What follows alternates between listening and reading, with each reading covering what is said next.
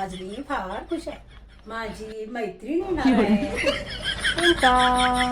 अय्यो, माझी मैत्रीण आली. ये ना रीमा, आली आहे. कशी आहेस माझी मैत्रीण अनु? मी खूप छान आहे. फार खुश झाले बघ मी. आता गप्पा मारूया चांगली चांगली. मी पण फार खुश झाले. आज गप्पा मारूया भरपूर. बरी जेवण झाल्यानंतर दोघी मैत्रिणी गप्पा मारतात. हे काय अनु सांग, काय ते सांगणार होतीस नाही हसायचं? माझी एक मैत्रीण आहे गं, अंजली म्हणून. ते काय झालं, देवाचं आम्ही करत होतो काहीतरी, मला काय आठवण नाही. ते देवाचं आम्ही काहीतरी कार्यक्रम करत होतो. त्याला पण जेवणाला वगैरे बोलवलं.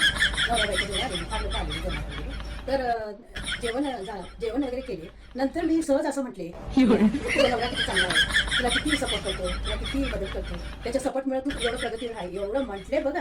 काय राग आला सांगू.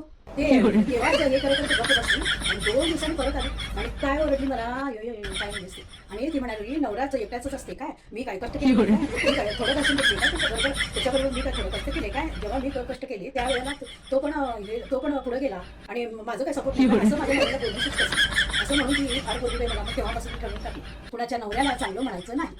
झालं वय. अनेकदा याद ठेव, कुठल्या पण बाईच्या नवऱ्याचं काही त्याच्या समोर करायचं नाही.